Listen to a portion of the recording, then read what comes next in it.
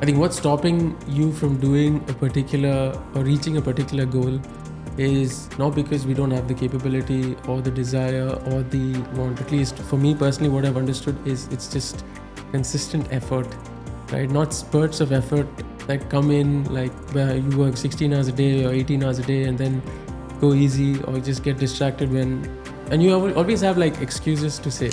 Would the business I have today outcompete or be more competitive than the business I had 1 year ago? And interestingly, actually, about a month ago, I had this almost identity crisis because I was like, I was comparing myself to the version of me 2 years ago. It's okay to rebrand yourself. That is something I actually struggle with quite a bit because I know the people who knew me 10 years ago have this different view of me, which they would not be able to accept today. Guys, hello and welcome to Talk to Impact. I am your host today, Timothy Highnam. With me today, I have Snigdha and also Harsh. What we're going to do is we're going to be talking about 2025 reflections and then taking those learnings and rolling them into 2026. So, Harsh, I will start with you. Sure. How was your 2025? If you had to pick a word for the year, what words would you select? I would say transformative. I think that would aptly describe it because like two themes rather, just one. I can't pick just one. Definitely one would be transformation, and the second one would be change. A lot of change happened in this year compared to my previous years. Two of the most drastic changes I also touched upon in my P1 speech. One was the fact that I actually got married this year. So that was thank you. And that was a pretty significant change. And then the second change is also the sort of a career change, right? It's not just a sort of change where you leave a job and you go into entrepreneurship. It's been years in the making. I think 10-year-old Harsh, 15-year-old Harsh all have had these aspirations, but finally this was the year that it actually ended up happening. So I would say two broad themes. One was transformation and the second one would be change. Awesome. And Snigdha, how about you? Actually, I would use the same words as Harsh, transformative and change. This year also brought a lot of changes for me. Like for one instance, I actually started my first full-time job this year. Congratulations. Thank you. And again, one major change for me was also starting Toastmasters. I can already see what a difference it's made in my life. Yeah. And yeah, I mean, for one, starting a full-time job is obviously a big commitment and a big change, and it's also in a field that I never expected that I'd go into. Like he was saying that 10-year-old him, 15-year-old him had all these aspirations. 15-year-old me and 20-year-old me had very different aspirations and definitely would not see the person and definitely wouldn't be able to believe the person I became today. Interesting. Do you view that as a positive change or a unexpected change, or how do you view that? No, it's very positive. I mean, it's very positive, but also very unexpected. Because for one, I never saw myself joining Toastmasters. I mentioned this before, but 5 years ago, my dad was the one who was always pushing me to go into Toastmasters because he himself was a Toastmaster. And it just took me a very long time to come around to the idea. But the moment I went to my first Toastmasters meeting in January this year, I just loved it. I knew I had to come back. Amazing.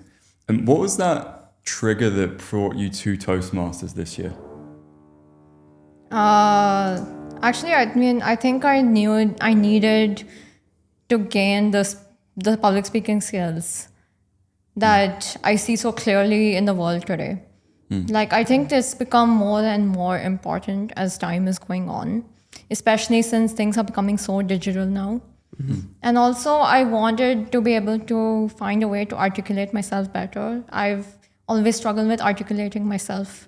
I can certainly resonate with that.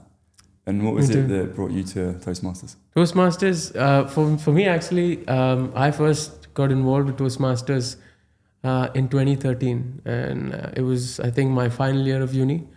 And what sort of pushed me in that direction was I'd already known about Toastmasters because my parents were in it, at least my dad was in it, and but always shied away from the idea because I think I hated public speaking. Right, I had stage fright, And I was just avoiding it throughout school, even the sort of freshman and the sophomore year of uni. But then I think I just decided to give it a shot. Just like most things, you just go for it. And then what changed is what I liked about it initially is the sort of environment that Toastmaster creates, right? So there's no fear of being judged. There's no fear of failure. People are so supportive, and that's really encouraging. And I think that was one big sort of like immediate positive that I saw, and that encouraged me to keep going. The second was, as Snigdha mentioned, I was actually shocked as to the number of neural pathways are created when you actually sit down to write a speech. I've never been a very creative person. I always think of myself as a very logical person, so I don't use much of my right brain. I'm not into music or art and stuff much. But I think Toastmasters opened that avenue for the first time, where I started thinking about creative writing as sort of a true vocation or a hobby of mine.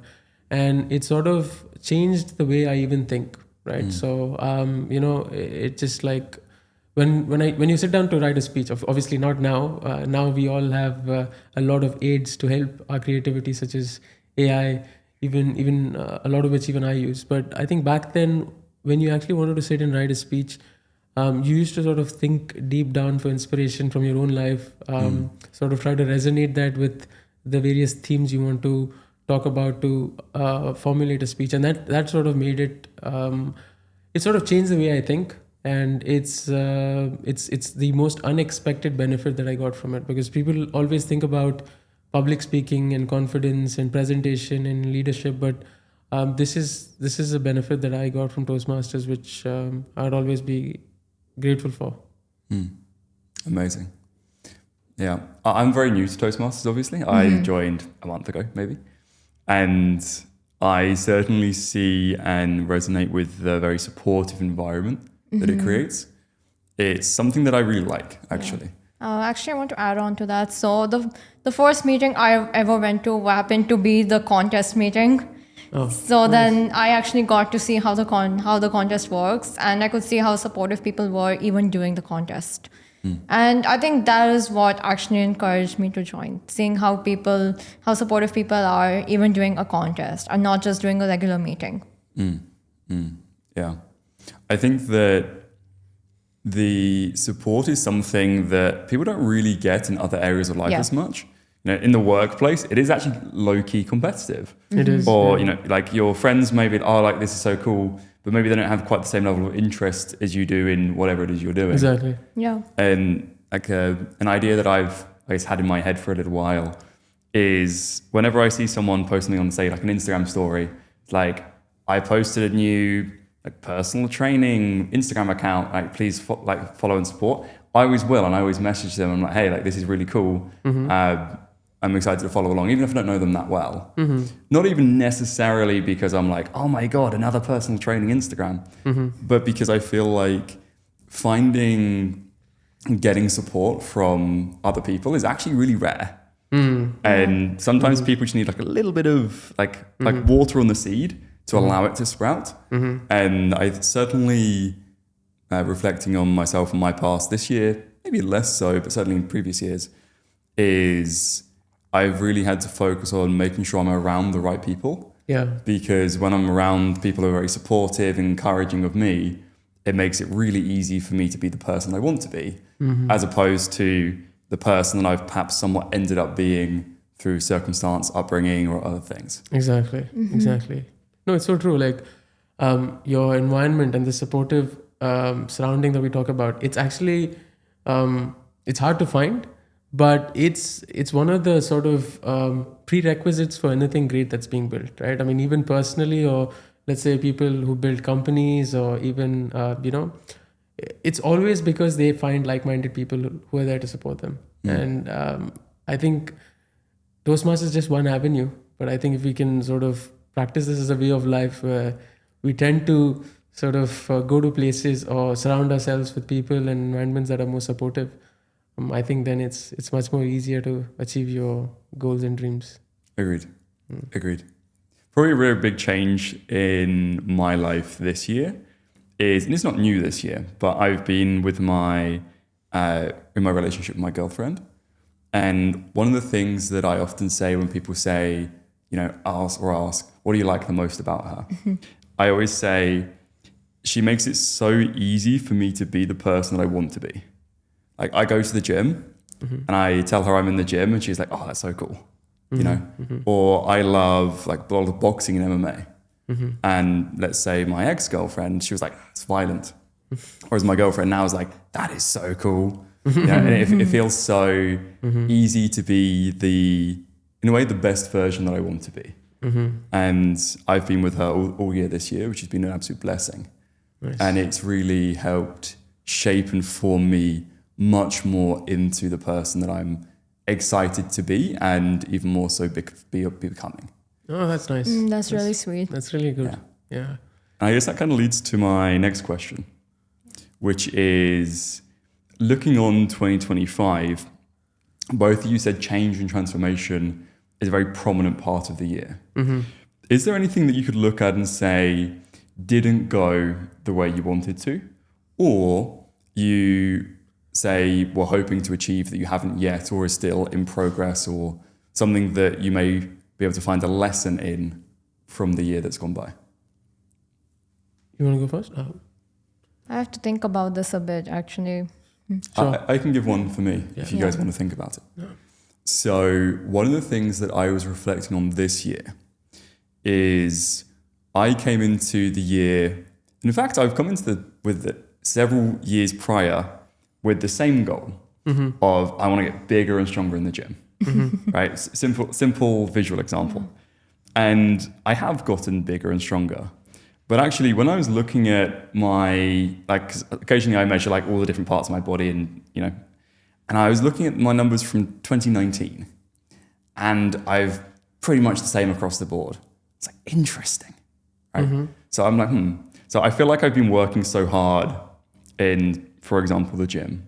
And yet 6 years ago, I was pretty much, at least physically, as big and strong as I am today. I'm like, interesting. And no, please finish. At the time, I was going to the gym very aggressively, and then I got injured back a week before COVID lockdowns happened. And I wasn't going to the gym as much. And then I realized when I look back on 2025, there'd be periods where I'd be going to the gym very intensely. And then work would get busy, or I'd be traveling. All these things would come in that would mean that actually, when I look at how many times I've actually gone to the gym, if I count it in the thing, it's like I've been a lot less than I thought I had been. And so one of the big things I'm trying to take into 2026 is I'm like, well, I know the volume is a massive component of getting to the goal that I want to. And I thought, the impression that I had is I'm going to the gym 3 or 4 or 5 times a week. The actual number is 1.5 times. I'm like, that's interesting. That was a really big lesson that I took from the year. That's really interesting because I think you touched upon something that everybody who is in the pursuit of getting better and being the best version of themselves sort of suffers from, or not suffers from, at least faces. This is a challenge that everybody faces, but it's consistency, right? So I think even for me, I can also resonate in the sense that I think what's stopping you from doing a particular or reaching a particular goal is not because we don't have the capability or the desire or the want. At least for me personally, what I've understood is it's just consistent effort, right? Not spurts of effort that come in where you work 16 hours a day or 18 hours a day and then go easy or just get distracted and you always have excuses to say, life comes in the way. There are family requirements, there are sort of career requirements, there are relationship requirements. All of this is true, but I think for me, one thing that I would take into 2026 is definitely try to be a bit more consistent. Consistency, doing the most boring things over and over is what reaps you the most amount of rewards. For you, I think it's a lot more easier because if you're doing something from 2019 and you even have the measurements of it, right? So you have some sort of metrics to go by. I think you're definitely on the right track. But yes, definitely one reflection for me would be consistent effort. Doesn't have to be progress. That 1% better concept. It doesn't even have to be 1%, but even 0.1% to 0.2%, but just doing it day in and day out is what I try to take into 2026. Yeah. Yeah, that's one. And then the second thing, as you mentioned, was a lot of things don't always go as planned. So I think even the change that I mentioned about, it wasn't all good change. There were a lot of changes that was sort of you bring about by taking action. Some change comes in because you didn't take action, right? And I think regardless of the outcome, one thing I've always been a big believer on is having a positive mindset.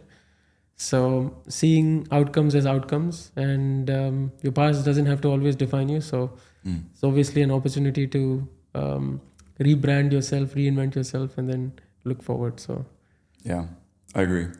And certainly on the idea that you said about like always being 1% better, when I reflect on my week, which I try and do every week, I'm not perfectly consistent with it, to your point, but what I always try and do is I try and go, would the Tim from 1 week ago, 1 month ago, 1 year ago be able to outcompete the Tim from today?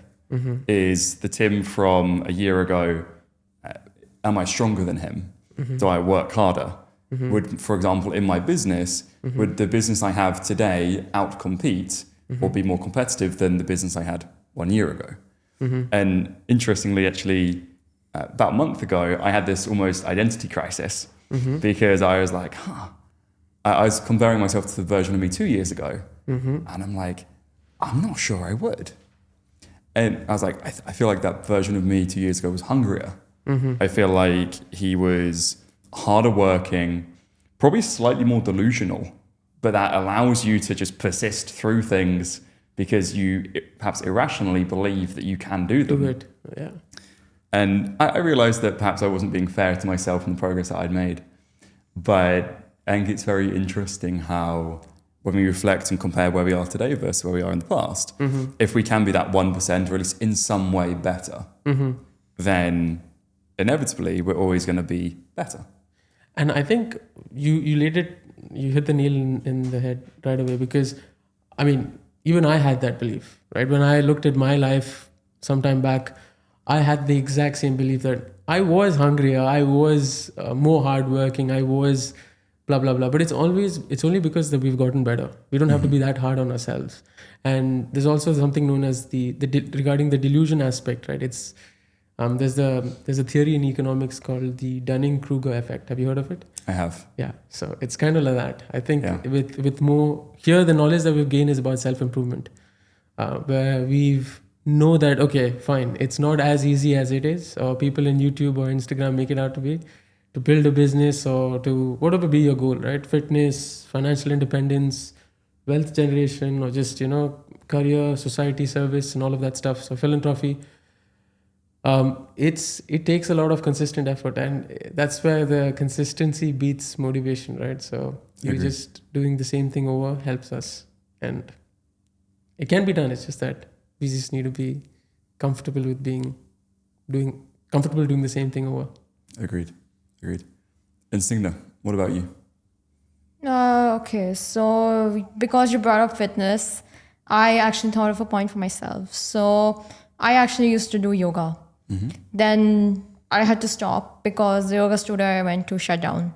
And unfortunately, I haven't been able to find a new yoga studio since then. So I think that is one way my 2025 has not gone the way I thought it would. That I had to stop yoga and I couldn't find another place to do it. So I think I have to keep that on priority on 2026 to go back to it.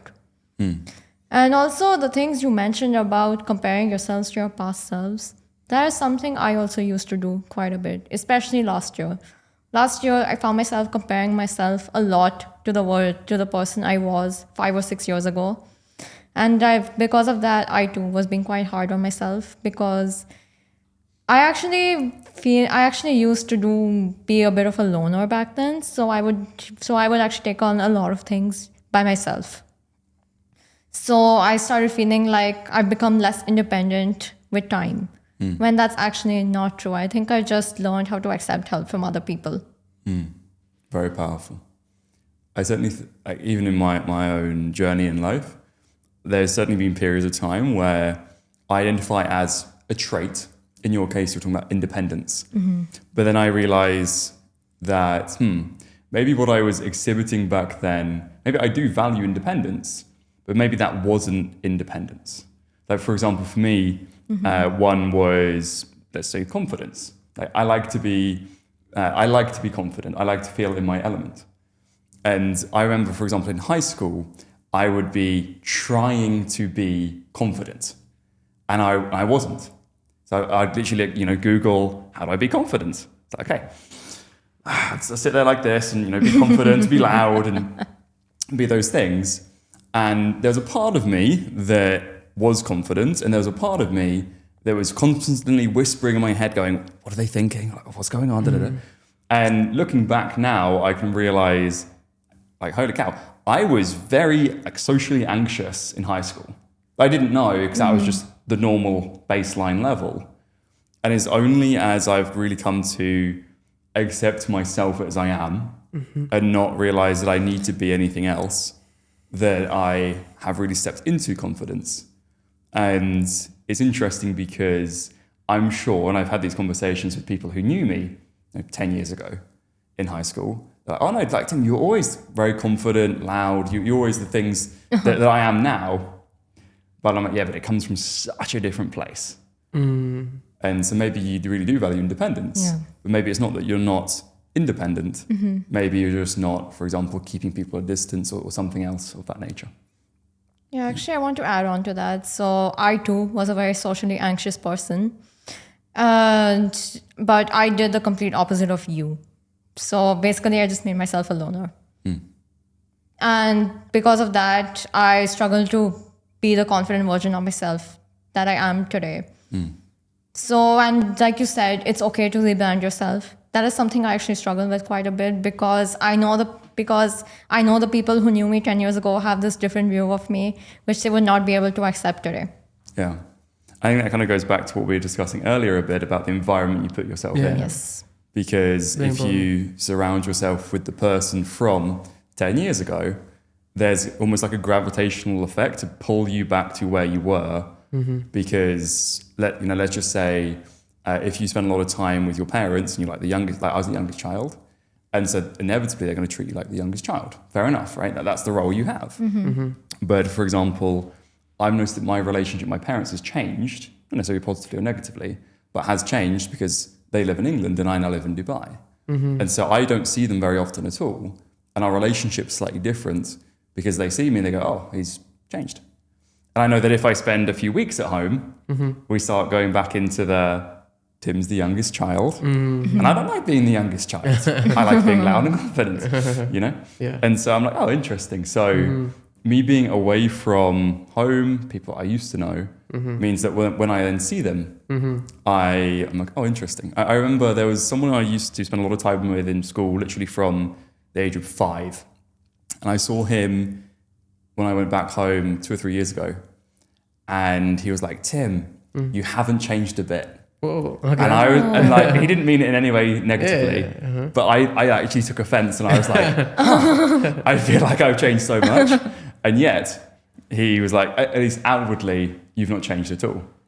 And I actually took that as like an indicator. I was like, there's something. I had like a 5-minute conversation with him in a bar, so it wasn't like a deep thing. Okay. But I was like, maybe there's something to that, which means that maybe I'm perhaps not as transformed as I thought. Or maybe it's just that you have the habit of making people comfortable, right? So I think this was you were sort of resonating with the sort of past which you had with the person, right? So you were like, okay. I mean, I'm assuming he's an acquaintance, not a very close friend, right? Correct. So you were just sort of give him that sort of confidence, right? So it's just seeing that as your way of connecting with people. Maybe that's what I would see it as, rather than. Because in that 5-minute conversation, there's no way you can sort of give the journey of how many ever years, have passed since, you met him, right? So it's unless, of course, you have like a very, very active online presence, which people are following. So if you don't have that, then maybe. Yeah. Interestingly, this year I have started doing that, particularly on LinkedIn. Okay. And I've been working with a ghostwriter who helps me write out some of the posts. And he's very, very good. And he's helped me realize a couple of things about brand and virality. And one of the things that, because he talks a lot about, it's a marketing effort primarily for my businesses. And he talks about gravitational marketing and founder-led branding and all these fancy words. But effectively, the idea is you just want to share stories that your target audience would relate to. And my primary target audience is business owners and founders. And he's like, Tim, some of the best stories that you can tell are going to be these really hard struggles you had in the beginning. Because all of these entrepreneurs and founders and business owners, they've all gone through the same thing, right? And so one of the most powerful stories that I've when I've been, similar to what you were saying, when you're writing your Toastmasters speeches, when I've been reflecting on my own story in order to create these posts, is I'm like, I had this fancy London job that from straight out of high school as a management consultant.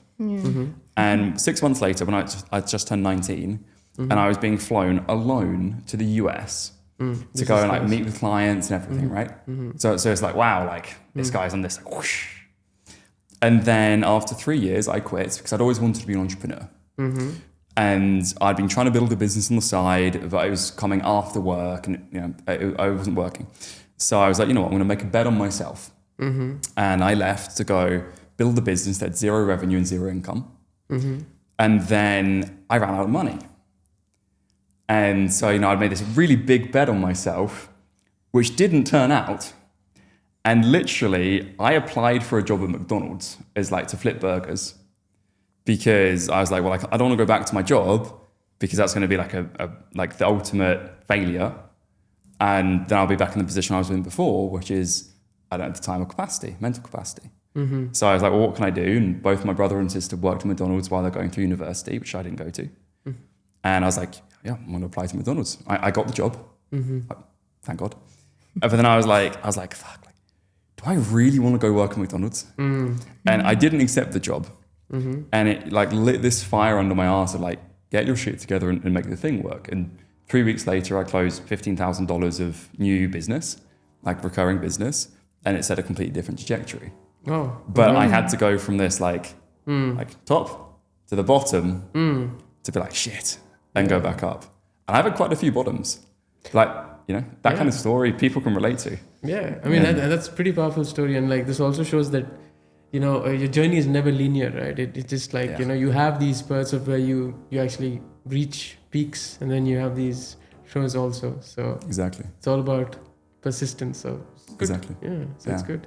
I think that's the kind of the power also in the conversation that we're having, because I think nearly everyone can relate to the different things that we're talking about.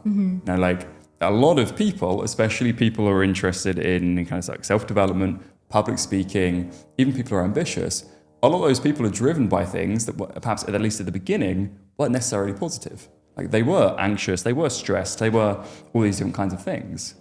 And they had to really build themselves up. And then everyone can relate in the same way as basically every entrepreneur can relate to the hitting rock bottom and then building it up and then having this big breakdown with my business partner and I lost everything, had to build it up again, right? And founders can relate to that. Yeah, for sure. In the same way as, even for example, if we wanted to build the right community around us, just from us being able to reflect and share our stories, people, just like we're all doing with each other, I was the same way. Exactly. Yeah. Yeah. So powerful, right? It is. Yeah, it is. It is. And I guess then going to, or back to the kind of the conversation we were having. Yes. Yeah. Which is on 2025. Big transformative, change-driven year. Some in our control, others outside of our control. And certainly one of my own reflections is realizing that there's a number of things that I wanted to do, but didn't, not necessarily because I didn't try, but because I realized there was so much other things going on that my attention and focus wasn't on the things that perhaps really mattered the most. And so I'd put the same question to you guys. which is, do you think there's anything that happened in 2025 that maybe it was important, but maybe it was a big distraction that you can learn from and say, maybe I should make sure that my attention goes to X thing, going back to yoga or whatever that might be, in order to make 2026 that better year? Yeah. I think for me personally, it was, it's about, there's never a right time, right? You're never ready. You're never sort of fully prepared. I think one aspect was me leaving my current job. I sort of decided that this is it, and I want to sort of transition to entrepreneurship. It's a very sort of drastic decision to make because if you do it earlier in your career, it's a lot more easier because you at least have a little bit more time. This is my 10th year in consulting, so I was almost like, okay, this marks a decade, and now is the time. But I sort of decided to leave, and then the biggest thing that comes into your head is, and there's a very famous saying from Benjamin Franklin, was that if someone chooses security over freedom, they deserve neither, right? And it's actually a very powerful thought. So I was always under the impression that I had this cushy paycheck that used to come in every month, and I'd saved a lot, I've invested a lot, but even the business that I'm going to sort of build now doesn't necessarily involve a lot of capital investment. It's just time and commitment. But that sort of sense of security through which, if I have this, then I'll start this. I think that's the most detrimental thing that we can do, for at least for myself, for starting the business. So I felt that sort of thought or that philosophy needed to change. That I would do a certain thing or start a certain thing after a particular thing happens, right? When they're not even related to each other. So it's all about getting into action. So one big reflection for me is, I think, execution over anything. Maybe just do first, and then, of course, not like think your strategy first, but I think getting more activities done in a particular day rather than sitting and planning excessively is definitely something to consider, because that's one change that is hard to sort of digest. When I worked in a high pressure environment, so I used to be doing things on my own regard, but it was only because I knew this was required for the project perspective. Now that I am my own boss, that drive and hunger is there, but the pressure or the time criticality, right, needs to be brought about by yourself, which is something that I feel I should be paying a bit more attention to. So something can be done in 2 weeks, try to do it in a week, try to do it in like 3 days. Why do you want to make it? Make those timelines a bit more intense, right? So this is something that I would take into 2026. Yeah. I think certainly also as an entrepreneur, I think this applies to all areas of life, but I think one of the biggest killers of productivity is ambiguity. And so when you could be doing anything, and this kind of touches on my own reflection, is there's lots of things you can do and a lot of things that do feel productive. But let's say, I'm going to keep using the example of going to the gym and getting stronger, is one of the goals that I've set for 2026 that I'm already working on is I want to bench press 100 kilos. Because I've been going to the gym for 6 years, I should be able to bench press 100 kilos. And right now I can bench press about 70. I'm like, well, I can certainly achieve that in a year. Very reasonable timeline. And so everything that I do, which is not bench pressing, is not really that productive for that goal specifically. So, if I go to the gym and, if I go and run on the treadmill, like, it's good. It is not productive towards the goal. Or, I go to the gym, I do a lot of stretching, whatever, not to necessarily warm up so I can go and do a bench press. But I'm just, like, flexibility is good. That might be good, true, but that's not the goal. That's not the goal. And so, for example, today I was tight on time because we're coming here to record. And so I went to the gym, I did a bit of warm up, and I went and bench pressed. I bench pressed 72.5 kilos, which is my PR, and I came here. Nice. Okay. I didn't do anything fancy. I just went, I warmed up and I went and did the bench press. because that's for my goal, a fantastic workout. Took me 20 minutes. And so, yeah, I certainly hear you on what you're saying. What about yourself? Then, like you said, the ambiguity versus productivity, I think that is something I also struggle a lot with. Like, the more ambiguous the task is, the more I will procrastinate it. That's just how my mind works, actually. I need structure and clarity to be able to get things done. And I think that's why my current job works for me so well. What is it you do right now? So actually, I also work as a consultant, but I work in an IT services company. Cool. So all former or current consultants. Fantastic. It's the Middle East, huh? Yeah, Yeah. true. It brings about a lot of consultants. It does. Yeah. It does. Interesting. Very cool. Yeah. So then within the structure that you're referencing, is that something that you want to bring into the rest of your life in 2026, or how might that shape up? Yeah, I actually do struggle a lot with structure in my life, and that is something that I need to work on. And actually, yes, that is actually a very good goal I can keep for 2026. Yeah, cool. Like something that I realize, and it's kind of part of the reflections that I have about would I be able to outcompete my former self, is I'm like, well, how do I know that? Like, it's hard to measure those things. Maybe, for example, bench press, I can actually measure and go, well, I bench press an extra kilo, whatever. But I'm like, well, I probably need to reflect. And actually, if I'm reflecting and trying to learn, and if, I don't necessarily make it like this big, heavy thing, but when I'm going to bed, I leave my phone outside the bedroom, and then as I'm going to bed, I just like literally laying in bed, I go, what worked really well today and what didn't? And is there something I want to try and keep an eye on? Like, I got really distracted today because maybe like there's a client who was upset and doing whatever. And it was pulling my attention away from the thing that actually is the goal or the constraint. And every time that I'm not focused on the thing which is holding back my business or whatever area of my life, like maybe, for example, I'm spending too much time on my phone when I'm with my friends, my girlfriend. And I'm like, well, that's not necessarily intentional. It was just, like maybe there was something going on or something that I was finding interesting that actually, I should make sure that that's not a thing.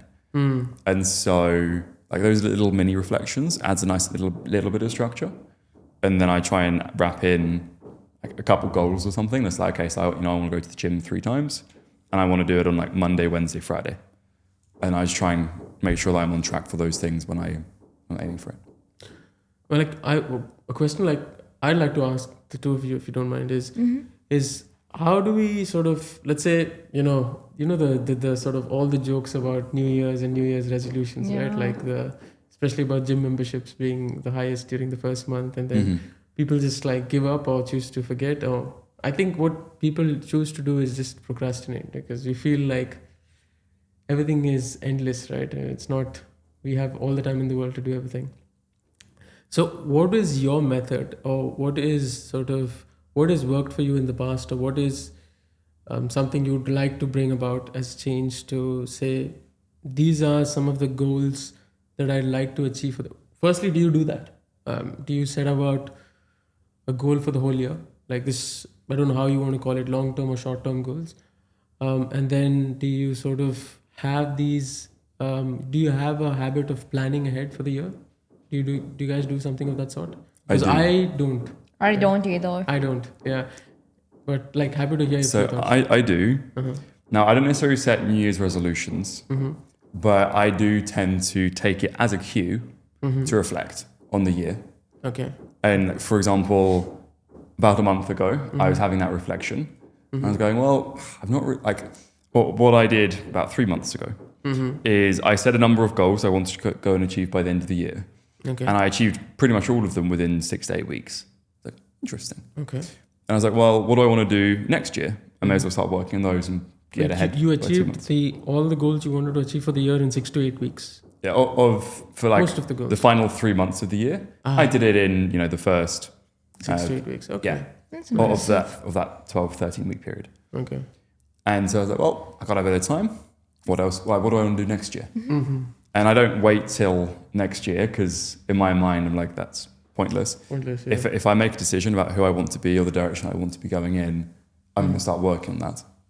And my big 3 things for next year is I want to build up my business to a certain revenue and personal income goal. I want to get engaged, and I want to bench press 100 kilos. And there's a lot of other things I want to pursue. You can call it like recreationally. But I'm like, if I end next year with those 3 things, I'll be pretty happy. And was part of your question, how do we keep to that? You're saying that good. Okay, so you do that. You have like that sort of forward vision as to what goals you want to set, right? But do you have like a method, or how do you do it rather? Do you have like an approach that you, because some people measure, I'll tell you what my manager of mine does. And this is like your textbook high performer. You know, you want to, I don't know the psychology type, but the type A people, right? Who are basically high achievers type, very productivity and efficiency based guy. He's married, he has kids, but works a consulting job, but also finds time to, you know, do all these Ironman and all these triathlons and stuff like that. So he's well balanced, at least overall. So his method is a pretty, I would say, very, it's not conducive with my style of how I operate and how I think, because he plans quarterly, monthly, daily, and even like, you know, midday reviews. So he goes to, so he'll have his whole next week clearly planned out, and every day he will sort of decide, review the plan for the next day and sort of go into it to the level where even if he has like to drop his kid to the school and stuff, he'll sort of, you know, but it works well for him, but I feel it's really exhausting to do that. And I think your whole life goes in planning rather than, you know, doing other things. It does lead to a lot of success. Maybe he's achieving all of his goals. But yeah, how would you do that? Yeah. I think there's maybe 2 parts to it, because I can imagine that if this gentleman's been doing that for 10 years, there's probably very little cognitive load that actually now needs to go into it because it's so habitualized. For example, something that I do, which is not the same in any way, shape or form, but is of a similar nature, is any time that I sit down at my desk to work, I track the time. And I write in like a time tracking software. Okay. And I write exactly what I'm doing and where it's going. And if I change task, habitually I just go and change the timer. So I know exactly that I work on average 52 hours a week, and I know exactly where the time goes. And it gives me the data to be able to go and review that at the end of the week and go, okay, like I didn't mean to spend as much time on this. Maybe I had to do this with this person or whatever. And it allows me to reflect and understand and then somewhat predict the future. So my point there is that it might just be somewhat habitualized. And I'm sure that he's built his own system. Yeah. And something that I certainly tried doing, and I see other people doing, is they take someone else's system, they read a book, they do whatever, and they try and incorporate that back into their own life. And it's hard. Yeah. Whereas maybe there's principles, or maybe there's an element that you're like, I like that. Yeah. And so, for example, what I do is I just try and keep it in mind the things that are really important to me. Next year, I want to bench press 100 kilos, get engaged, and hit a certain income goal. So then I use that as prioritization for what do I want to do. So I don't necessarily plan out everything. I throw things into a calendar, so I have an idea of, you know, I need to come here, I need to do this. And at 5 p.m. I have another call, etc. But I'm not the guy who's got like his multicolored calendar and everything. I actually do have a multicolored calendar, but my assistant handles it. Nice. But I just try and think about who am I trying to become and what am I trying to do. And I use that as a priority or a guiding focus to take me towards where I want to be. So I'm like, well, I probably need to go to the gym today because I want to bench press 100 kilos. And I should probably make sure that I spend some time, even if it's on the phone, with my girlfriend, so she knows that I care about her and do other things. And maybe there's something like nice I could do for her today. I probably need to work 10 hours today. I need to get X, Y, Z thing done because that's what's going to meaningfully move me forwards. And so I don't have a super rigid, you know, like I call it bottom up structure. I just consider what are my big guiding principles that I want to follow. And then I try and pursue those. And when I reflect, which I do periodically, I go, am I doing a good job? And is my trajectory concurrent with where I want to get to? Yeah, I think seems like there's, in your own pace and your own comfort, you're doing a lot of you've defined the sort of KPIs or metrics that you want to track, and you're tracking them and then reflecting on them. So I think that's pretty good. Yeah. As a very structured person, do you have an idea about either the system you might want to use in 2026 or a system you've used in the past that worked really well for you? Yeah, ironically, I don't think much about this when it comes to just structuring my life. So I have to actually give this some more thought, because right now I actually like to pretty much go with the flow, and it works sometimes and sometimes it doesn't. So yeah, I think this needs some more reflection and thought. Yeah, that's fair. I do think that there's like an aspect of it as well, kind of on your question about how do you make sure you're doing the things you set out to do, which I'd maybe call a bucket environmental design. Because if like I think all of us naturally are inclined to go with the flow, unless it's aggressively trained into us to do something else. And for example, let's just say if you wanted to wake up early and make your bed every day, probably the absolute best way to do that would be like join the army. Because if you don't do that, you get shouted at, and you're in a barracks full of like 40 other people who are all waking up at the same time and making their bed. Yeah. Now, if you were to leave the army, perhaps you wouldn't wake up at the same time every day, and maybe you wouldn't make your bed. And so there's an aspect of it which is environmental design. Like right now, I live with one of my best friends, incredibly fit guy, very disciplined, very thoughtful, and someone who very much shapes me to be better. And so for example, if I'm eating something that's not concurrent with my goals to be fit and strong and lean, then he'll walk past, be like, give me a little look at the thing, maybe make a comment about it. And there's almost like a positive peer pressure. And it's a positive peer pressure because it's aligned with who I want to be. So like I'm pre-selecting that. And if he was affecting me in some way that I didn't want, I'd say, dude, don't do that. And he'd say, no problem. Or for example, he might ask me, hey, can you point this out for me if I'm doing this thing? Because I want to spend less time on my phone or whatever else. So I think you can go with the flow, but it's both requires some level of environmental design, who you live with. Like, for example, I started putting like on my toilet in my bathroom, I have The Wealth of Nations. And I'm reading the book. And I literally have it on the toilet seat. It's not necessarily the most hygienic, but it means if I want to use the toilet, I'm like, I have to pick up the book and move it. So now I have the book there, and I'm like, yeah, fine. And I'll walk back out the bathroom, and I put my phone down so I don't accidentally go on my phone. And I go back in, and I pick up the book, and I actually have a hairband on the thing. I have a little system so I know exactly where I was on the page, and I can continue reading. I won't sit there reading for 30 minutes, but I might read a few pages and be like, interesting. Then I put it down, and I'm slowly working my way through the book. A simple example of environmental design, but I think one that works actually quite nicely. Nice. I mean, true. It's interesting that you mentioned environmental design, because now it's so you have to be smart too, because the whole sort of, we live in a very digital age. Everyone wants our attention. How much time we spend on our phone is just driving or eating away from our productivity, right? And I think it's a very new term, but my vocabulary in the word Gen Z language is less. It's brain rot, right? So it's brain rot from the cheap dopamine hits that you get from all these TikTok videos, which is actually now not studied enough, but people are saying is pretty like dangerous to the level where it affected me too without even knowing it.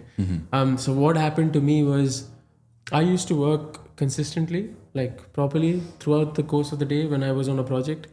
But then, I would sort of, even though I finish sometimes at 12, 1 a.m., and I know I have an early start tomorrow, the first thing I would do after I go back to my hotel room is open YouTube, go on your phone. And then this was the sort of revenge scrolling that I used to do just to give my brain some sort of satisfaction that, oh, okay, you're having a good time, you're enjoying. Yeah. And then you end up sleeping at 3 and then wake up and then you slept bad, your whole cycle gets messed up.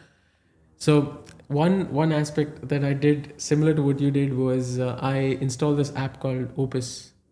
And it's a sort of a app blocking software wherein once it's activated, you can't even delete Opus. So your phone is as good as, I've put it on at a time frame where if I want to watch YouTube on my phone, I'll have to wake up 3 a.m. on Tuesday and then turn it off. That's the only way. Which now has its drawbacks, because anytime someone sends me a link on YouTube or link on WhatsApp of a YouTube video, I can't open it, but it's fine. At least I've sort of done this for all the OTT things also on my phone. So, I mean, I can obviously watch it in my TV or my computer, but not on my phone. Yeah. I actually did something very similar. Not with Opus, with some other app, Screen Zen maybe. Okay. Same idea.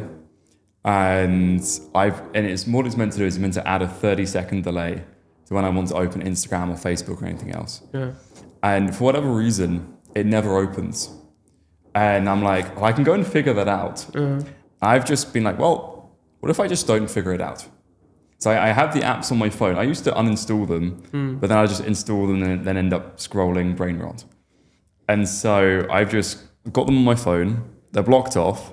For whatever reason, the app doesn't unlock them when it's meant to. Like it's meant to like delay 30 seconds, and it's like open 30 seconds.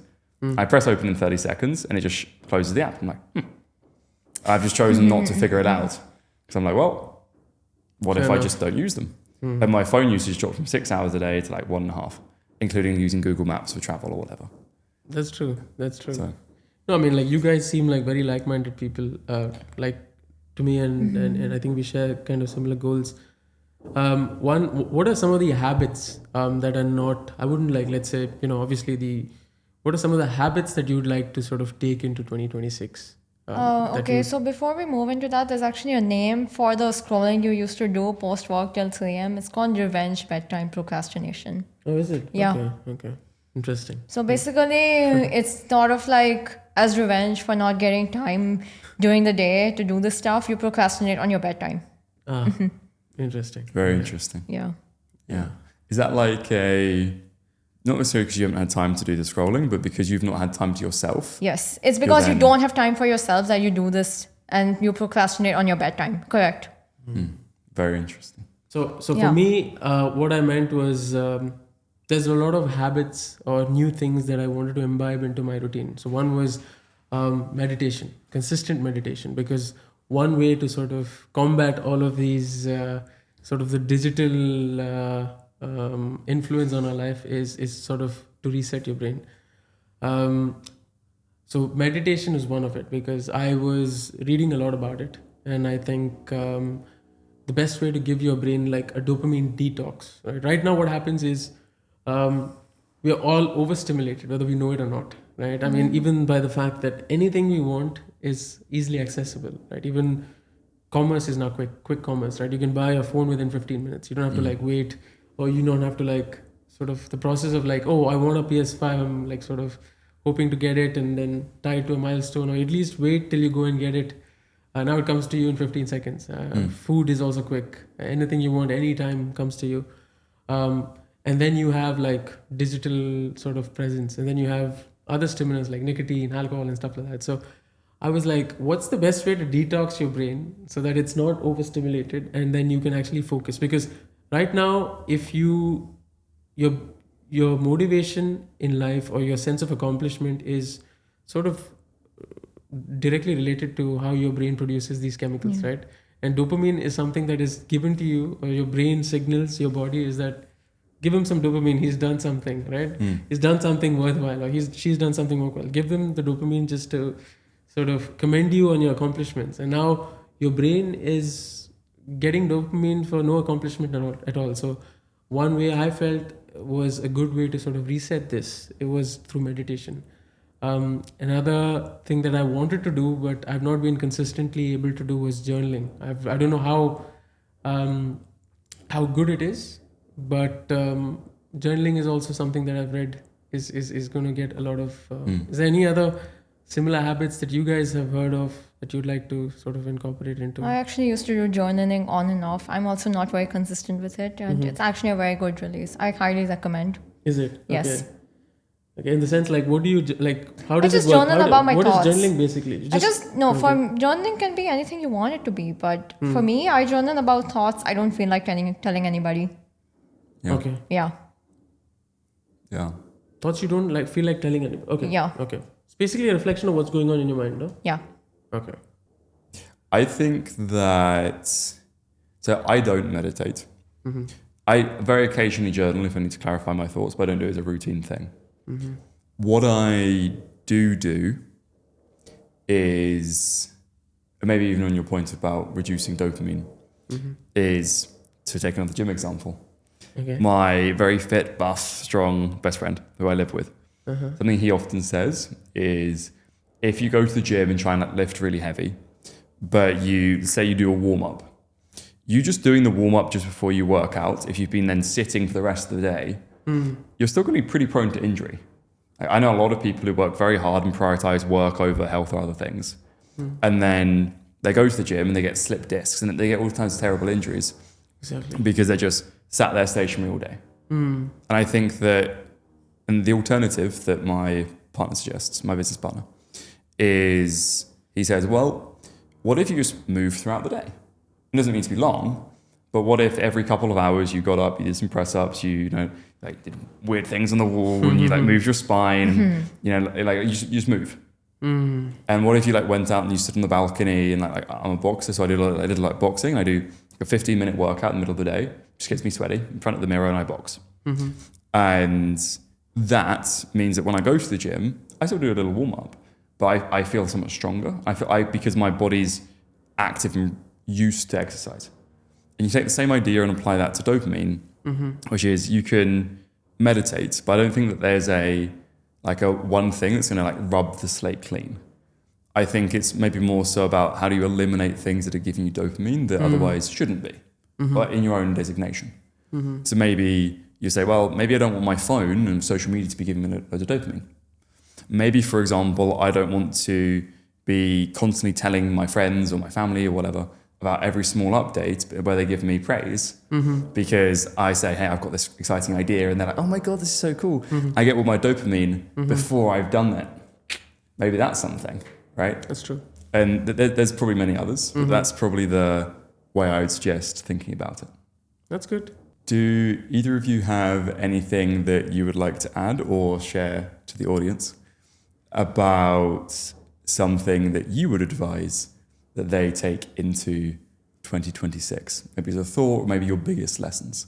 Maybe we go one at a time, talking directly into camera.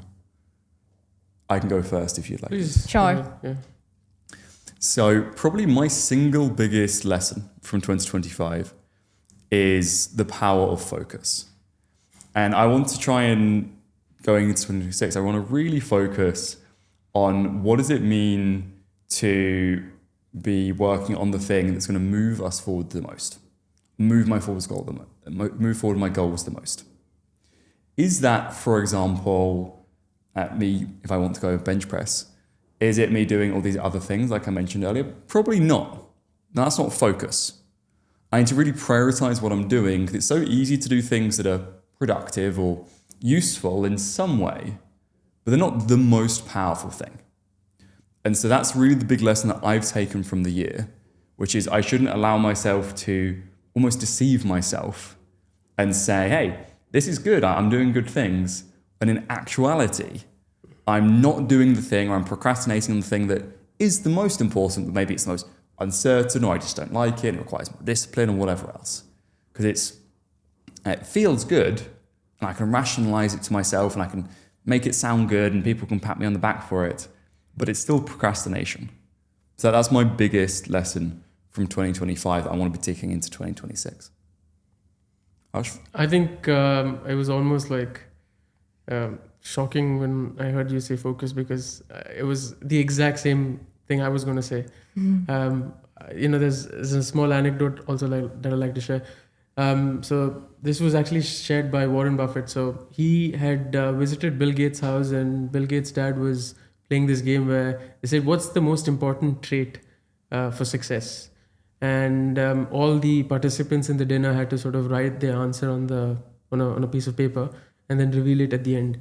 And both Bill Gates and Warren Buffett both had the same word, and that was focus. I think to do anything meaningful or anything that sort of you set your mind to, for me, I think my main focus for the next year is focus, right? So how you can sort of save your attention and put it towards what's sort of going to give you the best reward, at least what you want to achieve. So I think you can do that by a variety of ways. One would be, of course, as we discussed today, design your environment to be more conducive or making it easy for you to focus. And there's also this, if you want to sort of go deeper into it, I suggest reading this book called Deep Work by Cal Newport. He's a Stanford University professor who's actually shown through research how you can sort of focus by creating an environment free of distractions. It's a little too intense, but there's definitely some things you can take to sort of take away from it. Yeah. Amazing. Okay, Snigdha. so I'm actually going to touch on the point that he was making about the dopamine detox. So what I have to say to that is the biggest thing I took away was how to do a dopamine detox, and that is to actually spend more time in the real world. So then this year I actually found a lot of things to focus on. So I have my job, I have Toastmasters, I even have this community in my neighborhood which I'm involved with. Interesting. And obviously I have my family and my friends as well. So that actually become quite a few things to keep you away from scrolling on your phone, which is actually not as bad as I thought it would be. In fact, it's so much better for keeping me calm and focused. And yeah, in fact, I realized that I actually like being this way. I used to believe that being a scroll on your phone is kind of a good way to live, when it's really not. Yeah. Yeah. Yeah. Amazing. Cool. Guys, thank you so much. Thank you so much for having us. Of course. Yes, thank you. Of course. It's almost like I've only ever done this once. But I know. of course. No, Thank you, guys. Yeah. Thank you. And that is it for today. So thank you everybody so much. And we'll see you next time. Thank you.